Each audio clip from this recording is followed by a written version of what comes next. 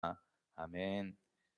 오늘은 성경에 나타난 십자가의 복음이라는 제목으로 또 하나님 말씀 전하겠습니다. 또 온라인으로 함께하는 분들 또 현장에서 또 한나조 샬롬조 함께하고 있는데요. 좌우 옆에 분에게 또 함께 인사했으면 좋겠습니다. 당신은 하나님께 소중한 사람입니다라고 같이 한번 우리 인사하겠습니다. 당신은 하나님께 소중한 사람입니다. 또 오랜만에 또 얼굴 뵈시는 또 분도 계시고, 네. 이번 주에 한 분이 전화가 오전에 오셔서 부탁을 저에게 하셨어요. 제가 아는 지인분인데 시집을 이번에 내셔서 그 시집에 보면 이렇게 추천사 같은 거 있잖아요. 저한테 시집 파일을 저에게 보내주시고 한번 쭉 읽어보시고 추천사를 한 세 줄 정도 써달라고 이런 요청을 처음 받았습니다. 그래서 시집을 오랜만에 한 110편이 들어있더라고, 시가. 그 시를 쭉 이제 지금 다 못 읽었습니다. 이번 주에 부탁을 받아서 전체를 다 읽고 이게 추천사를 기록을 해야 되는데 시를 쭉 이렇게 읽고 음미하다 보니까 그 사람의 생각이 좀 보이더라고요. 그 사람이 어떤 거를 표현하려고 이 시집을 냈는지가 좀 보이더라고요. 여러분, 책이라는 것도 그렇습니다. 여기서 이제 책을 또 쓰신 분들도 계시지만 일정한 어떤 목적으로 어떤 자기의 생각이나 어떤 주장을 펼치기 위해서 책을 출판을 하게 되는데, 여러분, 성경이 어떤 목적으로 기록되어 있는지 한번 또 우리 또 말씀을 통해서 성경에 무엇이 중심 주제이고 어떤 것이 나타나 있는지를 한번 살펴보았으면 좋겠습니다. 그래서 오늘 제목이 성경에 나타난 십자가의 복음입니다. 그래서 여러 가지 사건을 통해서 어떤 십자가의 복음이 또 성경 안에 담겨져 있는지 함께 몇 가지를 또 살펴보도록 하겠습니다. 창세기 3장 21절 말씀 우리 같이 한번 읽어보겠습니다. 창세기 3장 21절 말씀입니다. 구약 4페이지입니다. 같이 한번 읽겠습니다. 시작. 여호와 하나님이 아담과 그의 아내를 위하여 가죽옷을 지어 입히시니라. 아멘. 자, 아담과 하와가 범죄한 후에 하나님이 먹지 말라고 했던 선악과를 먹고 나서 바로 이 죄가 들어온 생명이 어떻게 바뀌었냐면 수치심 때문에, 그러니까 벌거벗어도 이 하나님의 이 앞에 전혀 부끄럽지 않는 생명이었는데 영광스러운 존재였는데 수치심 때문에 무화과 잎으로 옷을 해 입었습니다. 그런데 이게 완벽한 옷은 아니었어요. 원어에 보면 그냥 여기 자기 여기 중요한 부분만 가릴 정도로 어떤 지금 우리가 입고 있는 어떤 옷의 형태가 아니라, 예, 그냥 반바지 비슷한 무화과 잎으로 그냥 중요한 곳만 가리게 되어지는 이런 상태였습니다. 하나님이 처음 만드신 원형의 생명에 죄가 들어왔습니다. 참 불쌍하고 어떻게 보면 가련한 인생이 되었는데 이 모습이 하나님 앞에 지금 우리의 모습과 동일한 것 같습니다. 하나님 앞에 당당하게 설 수 없는, 부끄러워 나아갈 수 없는 그런 상태가 되었습니다. 근데 이때 여호와 하나님이 아담과 그의 아내를 위하여 어떤 것을 지어 입히십니까? 가죽옷을 지어 입히시니라. 그러면 가죽옷이 어디서 나오죠? 가죽옷이 나오려면, 예, 짐승을 통해서 가죽을 얻을 수 있다는 건 이 에덴 동산에 피 흘림이 있었다는 것입니다. 동물을 잡아야만 이 가죽이 생기는 것처럼 하나님 앞에 스스로 나아갈 수 없는 이 존재를 위해서 피 흘림의 대가를 치르고 이 인간이 수치스러워서 하나님 앞에 나아갈 수 없으니까 입혀 주셨습니다. 뭔가 옷을 만들어서, 가죽으로 옷을 만들어서 덮어 주셨습니다. 입혀 주셨습니다. 인간의 자격으로, 인간의 의로는 하나님 앞에 나아갈 수 없습니다. 이 말씀을 쭉 보다 보면 한 사건이 떠올라요. 아버지 앞에 자기가 축복받아, 쌍둥이인데 자기가 축복 너무 받고 싶은데 자기는 형이 아닌 거예요. 그때는 장자가 축복을 받아야 되니까. 누구였습니까? 야곱이었습니다. 야곱. 그러니까 지금 아버지 이삭은 형에게 지금 축복을 할 마음을 갖고 있는데 동생인 야곱이 아버지 앞에 나아갈 수 없는 거예요. 그때 형의 옷을 입습니다. 그리고 이제 털이 없으니까 짐승의 털을 이렇게 붙이고 아버지의 축복받기 위해서 형의 옷을 대신 입고 나아갑니다. 왜냐하면 자기의 자격으로는 나아가서는 절대 축복을 받을 수 없으니까 이렇게 되었습니다. 여러분, 이 창세기 3장 21절에서 우리에게 나타내는 건, 하나님 앞에 내 스스로 내 자격으로 나올 수가 없구나. 피 흘림의 대가가 있어야 되는구나를 우리가 유추해 볼 수 있습니다. 그리고 죄인된 우리의 스스로 노력으로는 우리의 운명을 바꿀 수 없다는 것. 아, 피 흘림, 즉 어떤 생명의 희생이 있고 우리가 하나님 앞에 설 수 있겠구나라는 것들을 알 수 있습니다. 갈라디아서 그래서 3장 26절 27절 말씀에는 제가 읽겠습니다. 너희가 다 믿음으로 말미암아 그리스도 예수 안에서 하나님의 아들이 되었으니, 너희가 다 믿음으로 말미암아 누구 안에서? 그리스도 예수 안에서. 바울은 항상 예수 그리스도 안에서, 그리스도 예수 안에서 하나님의 아들이 되었으니, 그러니까 하나님의 아들이 되는 건 그리스도 예수 안에서 되는데 방법은 믿음입니다. 너희가 다 믿음으로 말미암아 그리스도 예수 안에서 하나님의 아들이 되었으니, 요걸 이렇게 표현합니다. 누구든지 그리스도와 합하기 위하여 세례를 받은 자는 누구로 옷 입었느니라? 그리스도로 옷 입었느니라. 그러니까 믿음 생활을 한다는 거, 너희가 믿음으로 말미암아 하나님의 아들이 되었다는 건 그리스도로 옷 입었구나. 야곱이 형의 옷을 입고 갔을 때 형이구나라고 아버지가 인정해 줬던 것처럼, 우리가 예수 그리스도로 옷 입고 하나님 앞에 딱 이제 서게 되면, 죄인으로 바라보시는 게 아니라 예수로 옷 입고 왔구나, 예수 그리스도로 옷 입고 왔구나, 이렇게 인정을 해 주시는 거예요. 우리의 죄를 보시는 게 아니라 이 예수 그리스도로 옷 입은 거, 이것을 세례를 받은 자, 또 그리스도 예수 안에서 하나님의 아들이 된 자라고 표현을 하고 있습니다. 그러니까 처음 범죄한 아담과 하와에게 가죽옷을 지어 입히는 것에서도 피 흘림의 대가, 즉 생명의 희생을 치르고 하나님 앞에 떳떳이 설 수 있는 존재로 우리를 바꿔주시겠구나라는 십자가의 복음이 담겨 있습니다. 창세기 4장 4절에서 5절, 구약 5페이지인데요. 우리 아벨의 제사를 통해서 어떤 십자가의 복음이 담겨져 있는지 한번 살펴보도록 하겠습니다. 같이 한번 두 절, 창세기 4장 4절 5절 말씀 같이 한번 읽어보겠습니다. 시작. 아벨은 자기도 양의 첫 새끼와 그 기름으로 드렸더니 아벨과 그의 제물은 받으셨으나 가인과 그의 제물은 받지 아니하신지라. 가인이 몹시 분하여 안색이 변하니. 아멘. 하나님께 나아가는 유일한 통로가 출애굽기와 레위기에 자세히 설명되어 있지만 제사 제도입니다. 그러니까 하나님 앞에 죄를 용서받을 수 있는 유일한 길이 제사라는 제도가 있습니다.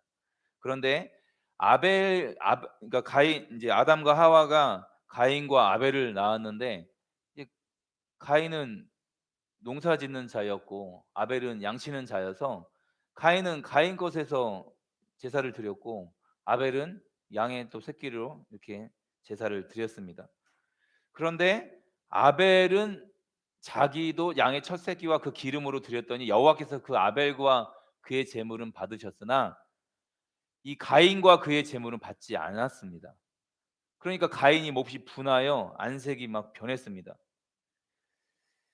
하나님 앞에 만날 수 있는 방법이 있는데, 그러니까 이 여기서는 우리가 생각해야 될 것들이 많지만 4절 말씀 보면 여호와께서 제물을 먼저 받은 게 아니라 아벨과 그의 제물을 받았다는 것입니다. 그러니까 어떻게 보면 아벨의 삶 전체가 하나님 앞에 제사였는지도 모르겠어요. 그러니까 아벨과 그의 제물은 받으셨습니다. 그런데 가인과 5절에 가인과 그의 제물은 받지 않았습니다. 받지 않으니까 딱 가인의 태도가 뭐냐면 몹시 분하고 안색이 변했습니다. 왜 하나님께서는 가인의 제물은 받지 않으셨을까? 지금 우리의 예배를 받을 수도 있고 받지 않을 수도 있는데 그 기준이 무엇일까? 그러니까 여기서 우리가 이 창세기 4장 말씀을 성경을 통해서 같이 한번 알아보았으면 좋겠습니다. 그 다음 우리 히브리서 11장 4절 말씀인데요. 우리 같이 한번 한 목소리로 읽어보겠습니다. 신약 성경 364페이지입니다. 히브리서 11장 4절 말씀입니다. 같이 한번 읽겠습니다. 믿음으로 아벨은 가인보다 더 나은 제사를 하나님께 드림으로 의로운 자라 하시는 증거를 얻었으니 하나님이 그 예물에 대하여 증언하심이라. 그가 죽었으나 그 믿음으로써 지금도 말하느니라. 아멘. 아벨의 제사는 믿음으로 드렸다고 했습니다. 믿음으로 아벨은 가인보다 더 나은 제사를 하나님께 드림으로 하나님께 의로운 자라 하는 증거를 얻었습니다. 그러니까 아벨과 아벨의 제물은 하나님 받으셨어요. 믿음으로 참여한 제사입니다. 가인이 하나님이 곡식을 기뻐하지 않았다면, 가인이 정말 믿음으로 참여했다면, 성경에 나와 있지 않지만 만약에 가인이 정말 믿음으로 참여했다면, 가인 나 그 제물 말고 양의 새끼를 나는 원해라고 하나님이 가르쳐 주셨으면 믿음으로 참여했고 정말 하나님께 자기가 예배를 정말 순수한 마음으로 자기를 용서하고 자기의 이 죄를 용서해 주시는 그 하나님을 기대했다면, 몹시 분하고 안색이 변하는 게 아니라 '아 하나님 그렇군요. 저의 예배가 잘못되어 있었군요.' 라고 회개하고 돌이키고 하나님이 원하시는 방법으로 하나님 앞에 예물을 드렸을 것입니다. 아니, 하나님이 곡식을 받으셨을 것입니다. 그러니까 재물이 잘못된 게 아니라 가인의 태도 자체가 받지 않았을 때 몹시 분하고 안색이 변했다는 건, 내가 이렇게 하나님 앞에 희생을 드렸는데, 내가 이렇게 곡식을 다 드렸는데 하나님 내 건 안 받고 왜 동생 건 받냐고 이 화가 났다는 건 자기가 하나님보다 옳다는 거예요. 즉 하나님처럼 된 상태, 자기가 하나님보다 높은 상태가 되었다는 것입니다. 그런데 아벨은 철저하게 이 제사에 믿음으로 참여했습니다. 그러니까 재물을 떠나서 믿음으로 아벨의 상태가 하나님이 받으실 만한 정말로 순전한 상태, 정말로 하나님 앞에 합당한 마음의 태도였다는 것입니다. 하나님 만약에 아벨의 제물을 거절했다면 하나님 왜 그러십니까? 하나님 제가 무엇이 잘못됐습니까? 라고 뉘우치고 하나님께 아마 물었을 것입니다. 여러분, 가인은 자기 열심과 최선으로 자기의 방법으로 제사를 드렸습니다. 그런데 왜 이렇게 몹시 분하고 화가 났을까요? 자기는 하나님 앞에 더 가치 있는 걸 드렸다고 생각을 했을 것입니다. 이 당시에는 육식이 허용되는 상태가 아니었습니다.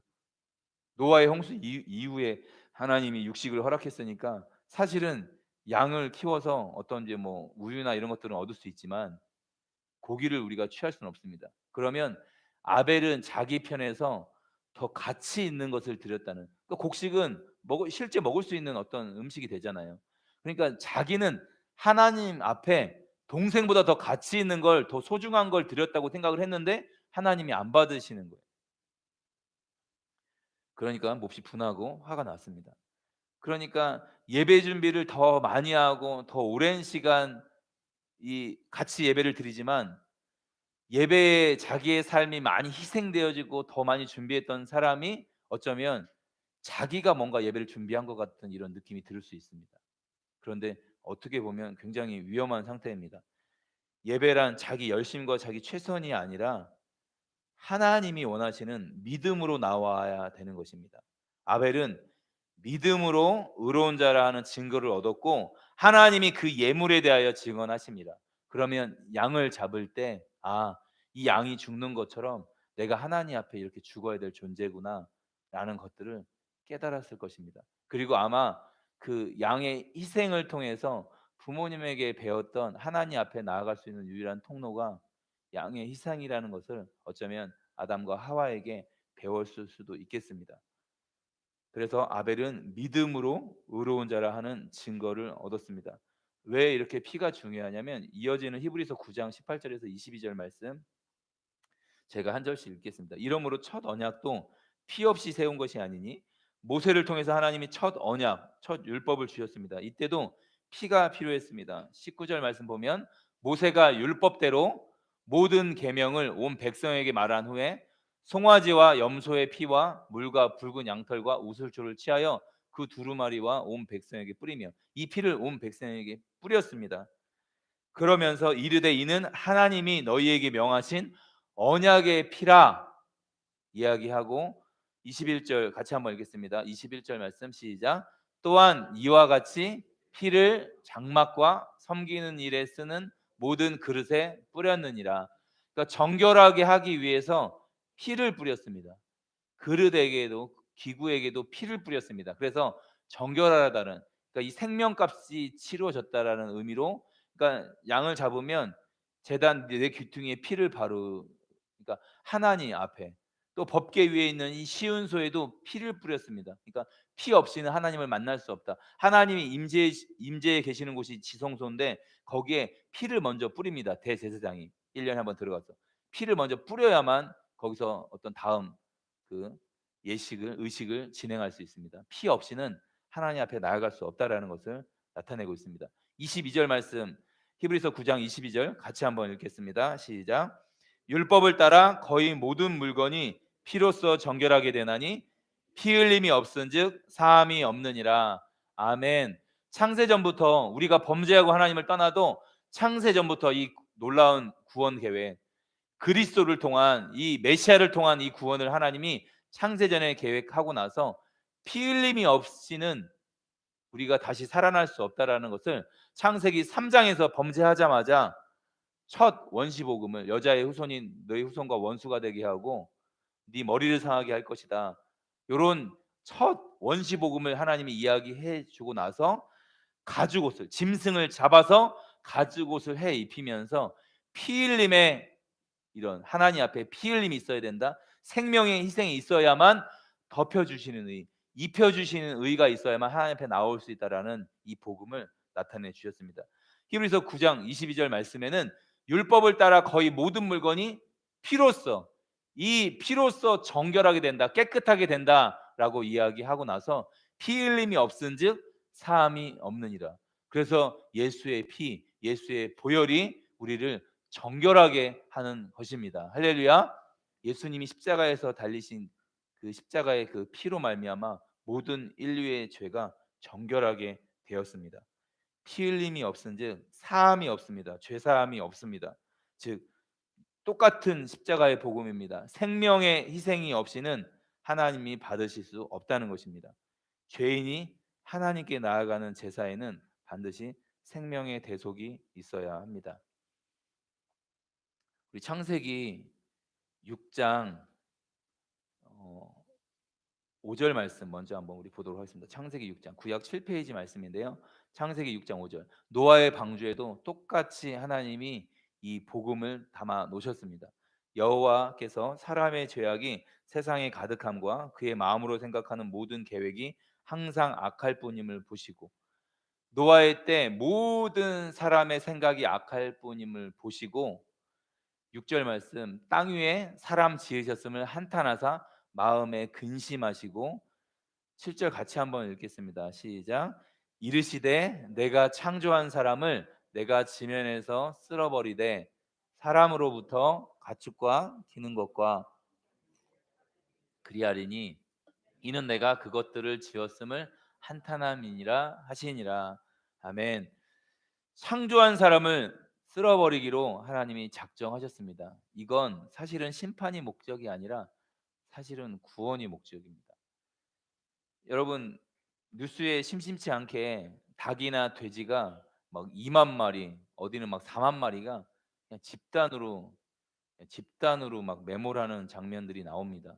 AI가 걸렸거나 또그 전염병이 걸렸을 때 아니 그래도 빨리 잡아서 빨리 튀겨 먹으면 괜찮지 않을까라고 생각하는데 그걸 왜 폐사시킬까요? 그렇게 메모를 할까요? 그거를 만약에 인간이 먹게 되면 그 전염병이 인간에게 전염이 되기 때문에 2만 마리, 4만 마리 너무나 큰 금액이잖아요. 너무나 큰 금액이고 아깝지만 그거를 쓸어야만 없애야만 인간이 살 수 있습니다. 지금도 전 세계적으로 지금 또 코로나가 이렇게 위기고 또 돌연변이 때문에 저희가 또 고통을 받고 있는데 왜 이렇게 전염병을 막으려고 하냐면 이거 방역하지 않고 이렇게 보호하지 않고는요. 전 세계가 다 끝이 날 수 있기 때문에 지금 이렇게 철저하게 계속 방역을 하는 것입니다. 여러분 이때 만약에 하나님이 이 심판을 하지 않았으면 노아도 그 죄악의 물결에 견딜 수가 없습니다. 노아와 노아의 아들들도 그 죄악의 물결에 휩쓸려 갈 수밖에 없습니다. 전염이 될 수밖에 없습니다. 자기가 아무리 의롭게 살려고 해도 온 세상이 그렇게 죄악으로 치닫는 거기서는요 살 수가 없습니다. 얼마 전에도 안타까운 일이지만 뉴스에 아프리카 나라에서 폭동이 일어나서 저희 LG 공장이 막 다 거기서 막 TV가 다 사람들이, 그러니까 그렇게 한번 그냥 모든 도시가 그렇게 그냥 막 폭동이 일어나거나 미국에서 정전이 한번 굉장히 오랜 기간 정전이 일어났을 때 누구도, 그러니까 고위층이건 뭐 누구든 그 물건을 훔치는 게 그냥 누구도 잘 사는 사람이고 뭐 대단한 사람이고 그냥 온 도시가 정전에 딱 한번 휩싸이니까 그 자기 안에 있는 죄성이 다 드러나는 거예요. 그냥 누구나 다 훔치니까 그냥 다 가서 마트를 털고 자기가 원하는 물건들을 약탈을 하게 되는 것입니다. 그러니까 마찬가지로 노아의 때 하나님이 쓸어버리시고 노아를 포함한 8식구를 하나님이 구원해 내신 건 이건 온 세상을 살리기 위한 방법이었습니다. 그래서 세상의 죄악이 가득하여 하나님이 한탄하시며 심판을 결정하셨습니다. 그러나 이때 노아는 여호와께 은혜를 입었더라. 8절 말씀에 그러나 노아는 여호와께 은혜를 입었더라. 그리고 하나님이 방주를 지으라고 명령을 하십니다. 우리 13절 창세기 6장 13절 14절 말씀 같이 한번 읽어보겠습니다. 시작. 하나님이 노아에게 이르시되 모든 혈육 있는 자의 포악함이 땅에 가득함으로 내가 그들을 땅과 함께 멸하리라. 너는 고페르 나무로 너를 위하여 방주를 만들되 그 안에 칸들을 막고 역청을 그 안팎에 칠하라. 아멘. 홍수로 쓸어버리기로 결정하셨습니다. 자, 하나님이 노아에게 이르시되 모든 혈육 있는 자의 포악함이 땅에 가득함으로, 이러면 심판밖에 남아 있지 않습니다. 소돔과 고모라의 때가 그랬고 하나님이 딱 이 가득 차면, 이 포악함이 가득 차면 하나님의 마지막 방법은 심판입니다. 땅에 가득함으로 그 끝날이 내 앞에 이르렀으니 내가 그들을 땅과 함께 멸하리라. 그러면서 노아에게 명령을 하십니다. 너는 고페르 나무로 너를 위하여 방주를 만들되 그 안에 칸들을 막고 역청을 그 안팎에 칠하라. 홍수로 쓸어버리기로 결정을 하셨습니다. 모든 인류가 멸망을 위해 멸망으로 치닫고 있었을 때, 포악함이 가득 찼을 때 이 죄를 멈출 수가 없기 때문에 심판이 마지막 방법입니다. 그래서 이 구원은 여전히 여기서도 하나님의 절대 주권입니다. 인간 편에서 노아가 먼저 구원을 요청한 것이 아니라 하나님이 너는 방주를 만들어라 라고 하나님이 먼저 방법을 제시해 주셨습니다. 하나님의 절대 주권이었습니다. 이것은 오직 하나님의 은혜였습니다. 히브리서에서 이 사건을 이야기하고 있습니다. 히브리서 PPT에 안 나와 있는데 히브리서 11장 7절 말씀, 우리 신약 364페이지 한번 펴보겠습니다. 히브리서 11장 7절, 신약 367페이지 정도 있습니다. 노아의 이 사건을 히브리서 기자는 어떻게 이야기하고 있는지 히브리서 11장 7절 말씀입니다. 같이 한번 읽겠습니다. 시작. 믿음으로 노아는 아직 보이지 않는 일에 경고하심을 받아 경외함으로 방주를 준비하여 그 집을 구원하였으니 세상을 정죄하고 믿음을 따르는 의의 상속자가 되었느니라. 아멘. 노아는 보이지 않는 일에 뭘로 준비했습니까? 첫 단어가 뭡니까? 믿음으로. 그러니까 노아는 믿음으로 아직 보이지 않는 일에 경고하심을 받아 하나님을 경외함으로 방주를 준비하였습니다. 너는 고페르나무로 방주를 지어 칸들을 막고 역청을 발라라고 하나님이 이렇게 이야기했을 때 하나님을 경외함으로 한 번도 보지 않는 일에 자기가 순종을 했습니다. 경외함으로 방주를 준비하여 그 집을 구원하였으니 이로 말미암아 세상을 정죄하고, 그러니까 이 행위가, 방주를 만들었던 이 행위가 세상을 정죄했던 행위고 믿음으로 이 구원에 참여를 했습니다. 그러니까 하나님이 만들어 놓은 이 구원의 방법에 참여할 수 있는 건 믿음인 거예요. 홍수가 내릴 수도 있고 내리지 않을 수도 있는데 자기는 하나님을 경외함으로 믿음으로 자기의 삶을 하나님 앞에 던진 겁니다. 하나님 말씀에 자기의 운명을, 자기의 인생을 내 던진 것입니다. 그래서 믿음으로 방주는 만들어졌고 이로 말미암아 세상을 정죄하고 믿음을 따르는 의의 상속자가 되었습니다. 그러니까 아벨도 믿음으로 하나님 앞에 더 나은 제사를, 하나님이 인정하시는 제사를 드렸고 하나님이 그 예물에 대해서 증언을 해 주셨고, 방주도 마찬가지로 믿음으로 참여했습니다.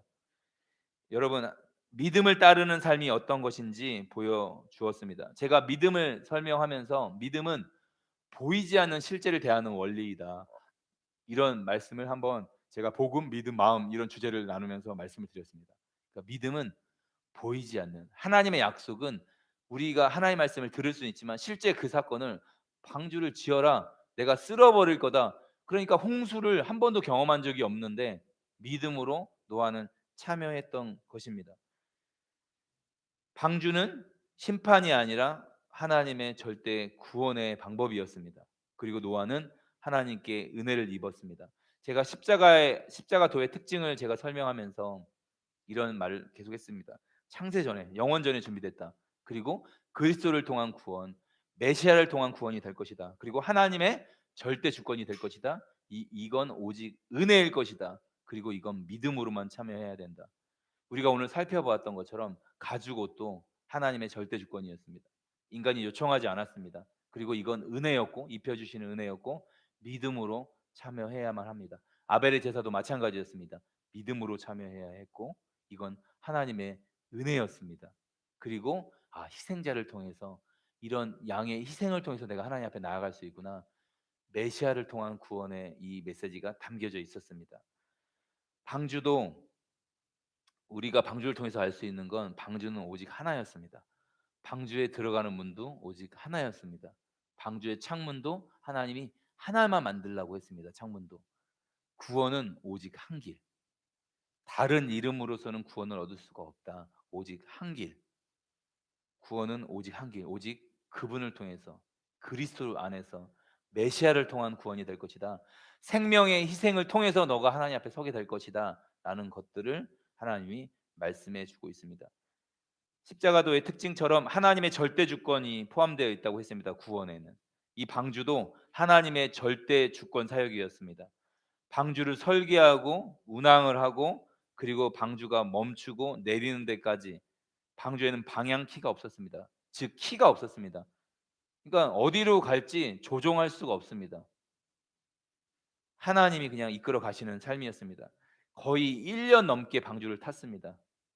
어디로 가는지, 언제 내리는지 아무것도 모릅니다. 하나님의 절대 주권으로 이 방주가 준비되고, 또 노아는 순종을 했고, 또 올라탔고, 모든 동물들과 함께, 8식구와 함께 올라탔고, 하나님이 운항을 하시고, 하나님이 멈추시고, 하나님이 내리게 하셨습니다.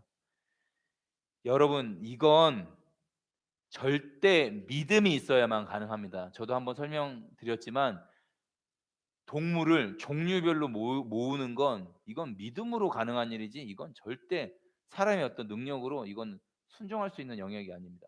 자기의 열심과 노력으로 이 모든 동물들을 종류별로 모은다는 건 불가능합니다. 그러니까 믿음으로만 참여해야 되는 일입니다. 배를 만드는 것부터 짐승을 태우는 것, 그리고 또 1년 동안 거기서 짐승들을 키우면서 거기서 살아가는 이 모든 것들이 믿음으로 참여해야 되는 것입니다. 이건 결코 머리 좋아서 할 수 있는 일이 아닙니다. 계획을 잘 세워서 되는 일이 아니라 오직 믿음으로 이 일에 참여해야 하는 것입니다.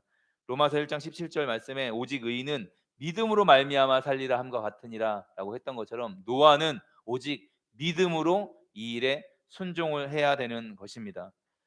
여러분, 성경에 나타난 하나님의 구원 사건을 우리는 복음이라고 합니다. 오늘 세 가지 살펴보았습니다. 가죽옷, 아담과 하와가 범죄하여 수치심을 느끼고 있을 때 하나님이 짐승을 희생시켜서 하나님이 피 흘림의 대가를 통해서 입혀주시는 것으로 하나님 앞에 나아갈 수 있게 하셨습니다. 그리고 아벨의 제사를 통해서 이 양의 첫 새끼를 통해서 믿음으로, 아벨이 믿음으로 참여했구나. 하나님, 이 짐승이 죽는 것처럼 내가 이 죄로 말미암아 하나님 앞에 끊어져 내가 철저히 이렇게 죽어야 될 내가 죄인입니다, 라는 것들을 아벨은 믿음으로 이 제사를 참여하면서 깨달았을 것입니다. 여러분, 레위기에 보면 제사하는 방법이 나오는데, 레위기가 참 어려운 책이지만 우리에게 너무 소중한 책이, 죄를 사하시는 방법이 구체적으로 설명되어 있는 책이 레위기인 거예요. 제사 제도를 통해서. 피 흘림. 그러니까 레위기에 보면 자기의 양을, 집에서 흠없는 양을 끌고 와서 제사가 시작됩니다. 그러니까 우리의 예배는 지금 하나님이 우리와 우리의 예배를 받으신다는 건 여러분이 지금 가정에서 출발하는 것부터 어떻게 보면 예배가 시작됩니다. 거기서 흠없는 양을 구별하는 것부터 예배가 시작됩니다. 상처가 있는지, 혹은 속은 탈을 나지 않았는지, 여기서 흠 있는 것을 만약에 제사를 드리면 하나님 받지 않으십니다. 왜 그러냐면 내가 나의 모든 죄를 양에게 지금 안수해서 전가시키는데, 이 양이 흠이 있으면 양의 흠이 있음이 나에게 오기 때문에 이 쌍방향입니다.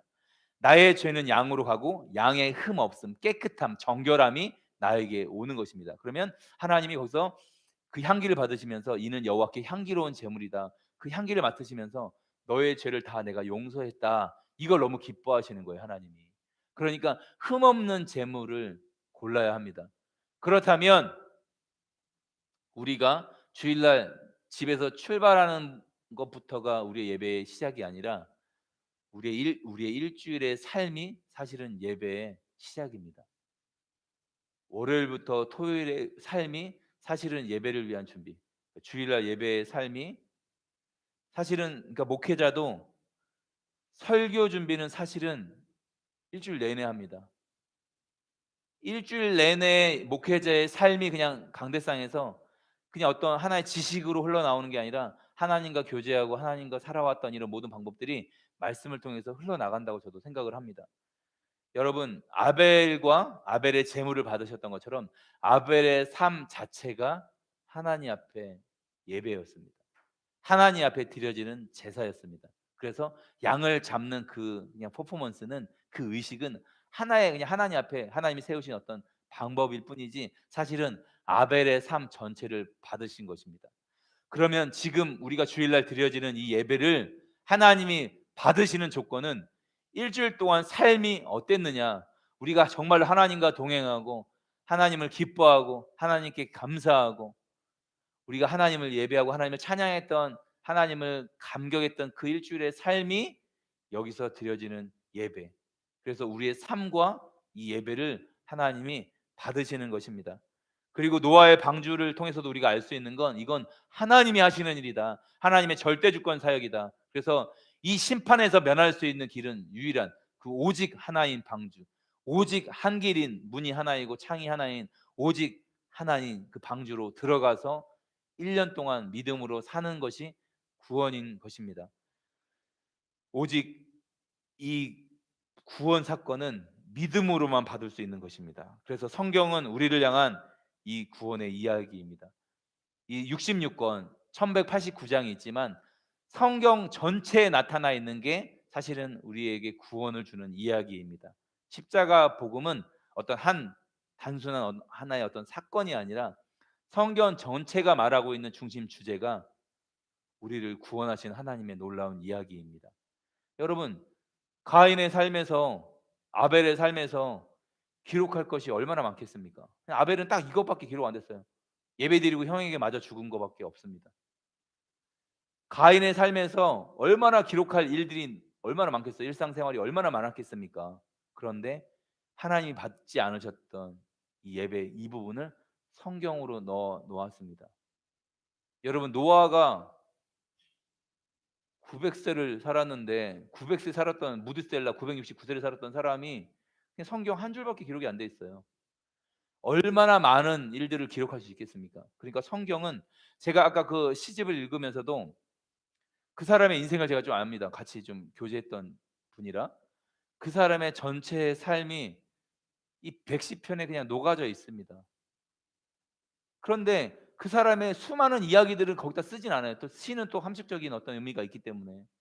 그러니까 성경이라는 건 1189장이 있지만 어떤 이야기가 기록되어 있냐면 우리를 구원하시는 이야기, 우리가 얼마나 죄인인지가 드러나는 이야기, 우리가 하나님 앞에 얼마나 자격이 없는지가 드러나는 이야기, 이스라엘의 실패의 이야기, 우상 숭배했던 그 이야기를 통해서 이스라엘만 이렇게 실패하고 우상 숭배하는 게 아니라 내가 하나님 앞에 이렇게 철저하게 못났고 실패하고 하나님 앞에 부끄럽고 그런데 이런 나를 끝까지 사랑하시는 하나님의 이야기가, 하나님의 사랑 이야기가 이 성경에 기록되어 있는 것입니다. 할렐루야.